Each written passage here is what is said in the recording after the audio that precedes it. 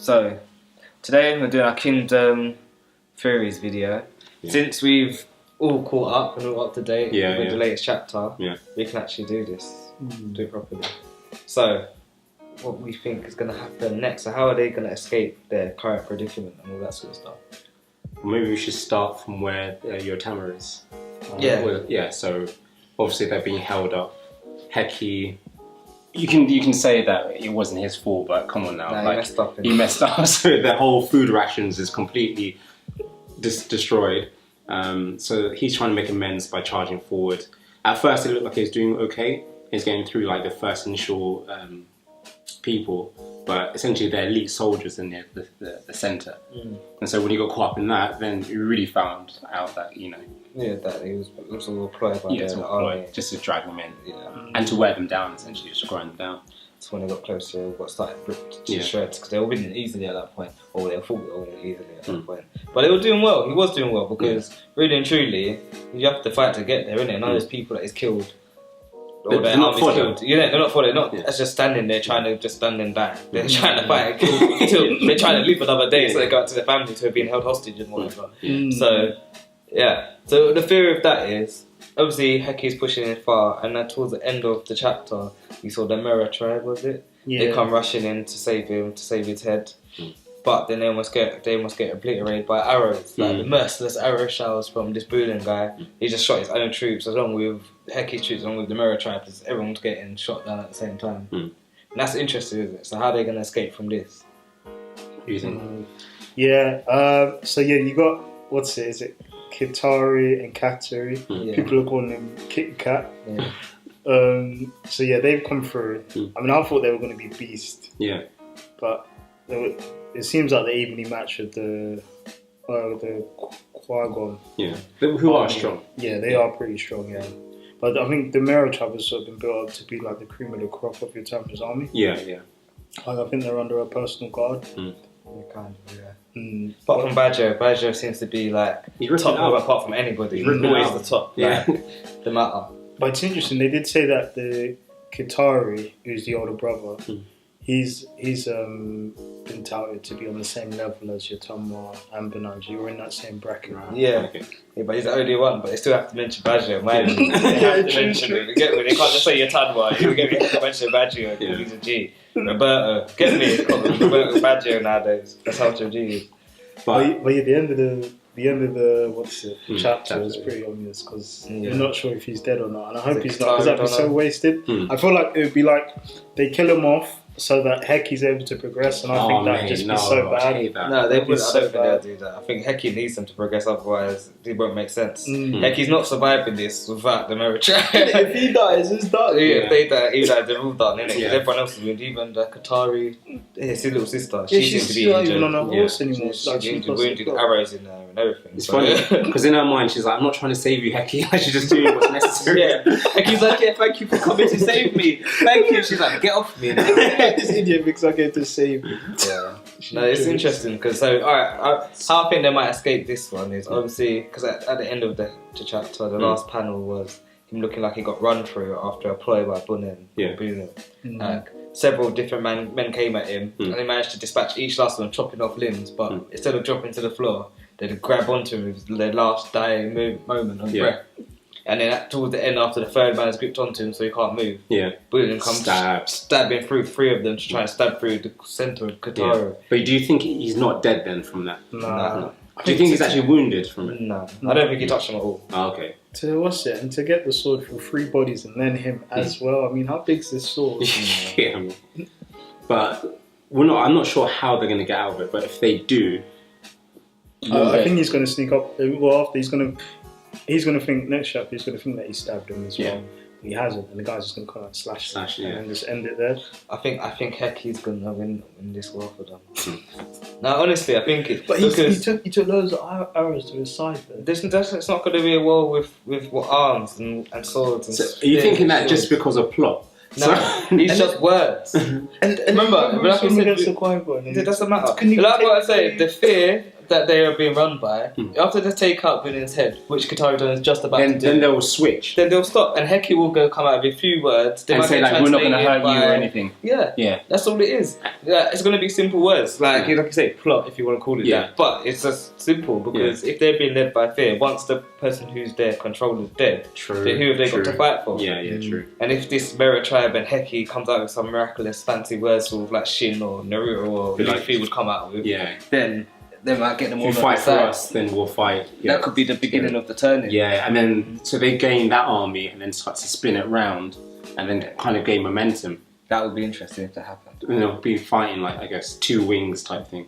I don't know how much Heki would actually have that power doing his work stuff. So you think do you think they get that actual army, Banoon's army, or whatever his name is? I think that would be one to start. Do you think? Because I think it'd be Yotama that will get them all collectively after they've beaten the 3 different commanders and she's beaten Rosa. I think maybe he'll end up defeating them. Yeah, naturally, and I think they'll probably retreat. Or they might just retreat, or you never know. They might surrender because he was meant to be the cruelest of all the losers. They were trying to say. But then they still can't just go on to the other side from there. No, the other two armies are still fighting. It's a free from the track, so everything should be happening at the same time. Oh yeah. So you're not just planning on Heki. So if once they've lost and they could have lost, and if they hear these people have lost and these are on the verge of losing, you know, it's not just one thing. Everything's can happen all at the same time. And obviously, you'd like to say Yotama with the leader, so she would probably be the one to take the main leader's head before everybody crumbles underneath her. So if we assume Yotama wins, are we saying that Yotama is the first person to win the battle out of the whole Zao? No, I think Heki. No, I mean, Yotama's war. Yeah, Yotama's war. That side. Yotama's war, Yeah. And because I think that's the most crucial place, because they're the one who are lacking the most food. Right. So they're the one who's gone all out on this day to try and win.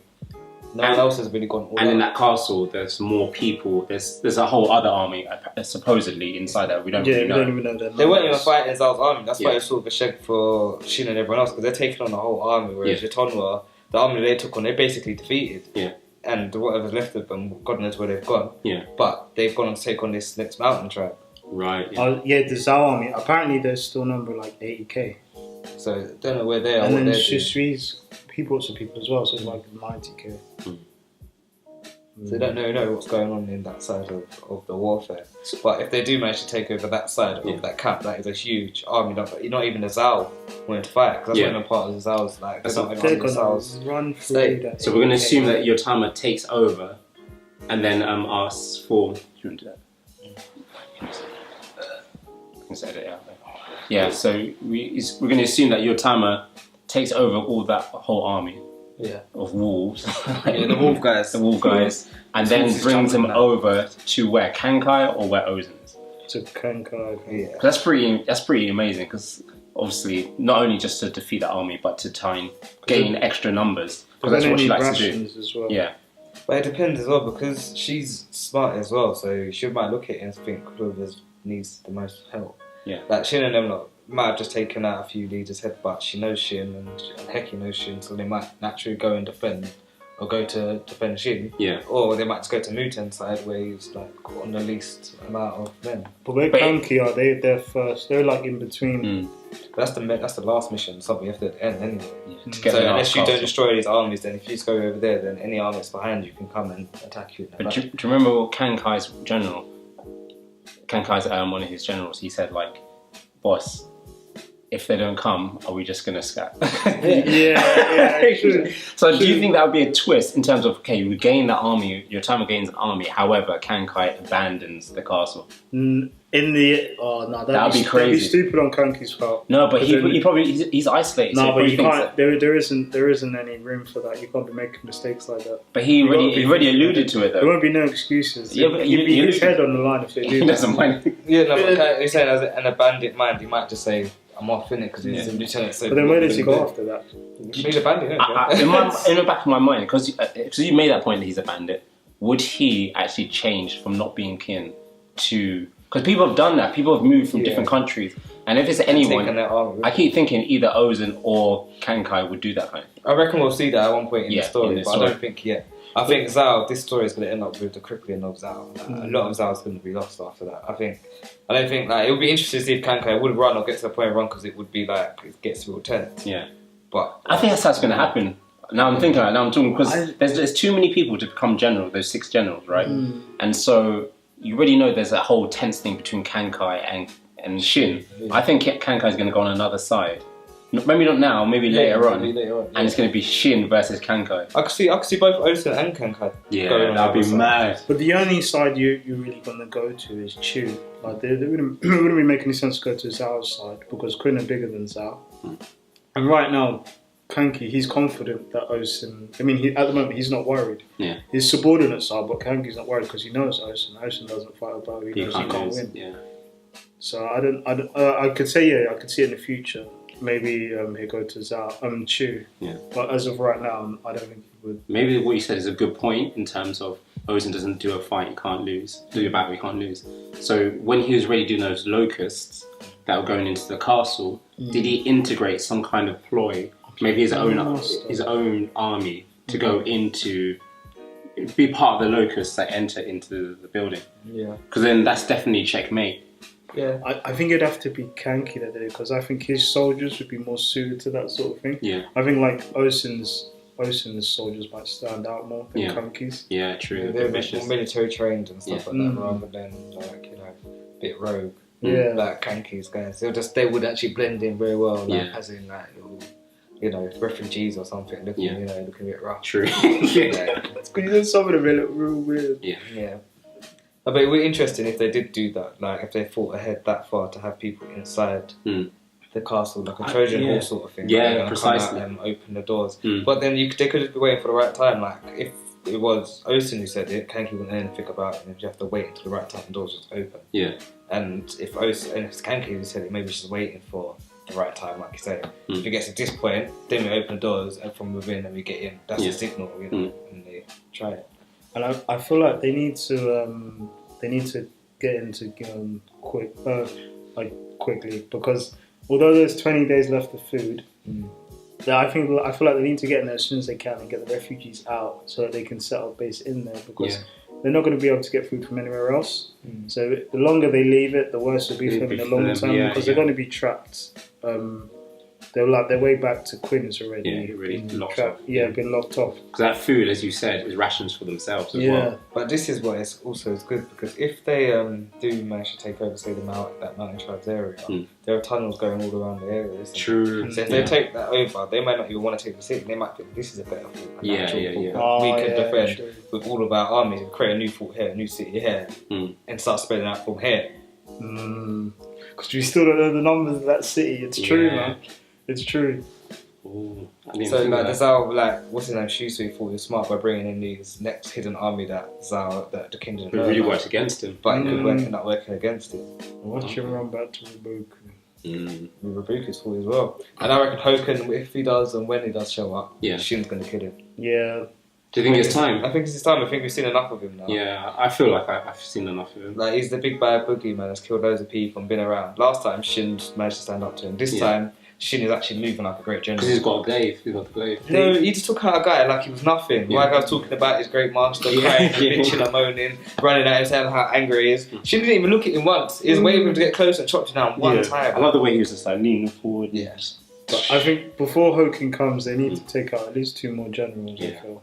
It doesn't matter when he comes. It doesn't matter. But no, I can say he comes while he's fighting Bananji and doesn't matter. And this is what great generals do. This is what great generals have to do. Remember what we saw with Akko when he was taking on 2 generals? Like, it was literally he was seconds away. Yeah, but you forget that Shin has got Kyokai. They're not fucking around. They will look. This is what great generals have to do, innit? Like it's like with Luffy in One Piece. Man's talking about he's too strong. No, he has to do this. He's gonna be Pirate King. Otherwise, he's not gonna be Pirate King. He has to take on everybody. That's how it goes. Yeah. So I reckon you'll do it. No, I reckon there's been times when it's like I say, Kyokai is mad, and there's been times when say I don't know. Oh, it's not Ousen. Who's this guy? Okay. No, the guy that Shin's like icon. Oh, Oki. There's probably scenes at the time when Oki had to fight like 2 generals on his own. You know what I mean? So it's time for Shin to do that sort of stuff. I have to say that fight was amazing though. I couldn't believe what I was watching. That was hard. So sick. That was hard. Like I felt, that's what I'm saying. Aku was not levels, innit? Shin could do that, innit? Shin will take out Aku one chop. Oh no, I rate him for that. I rate him. He's like, He was hard. He was taking chops and still fighting.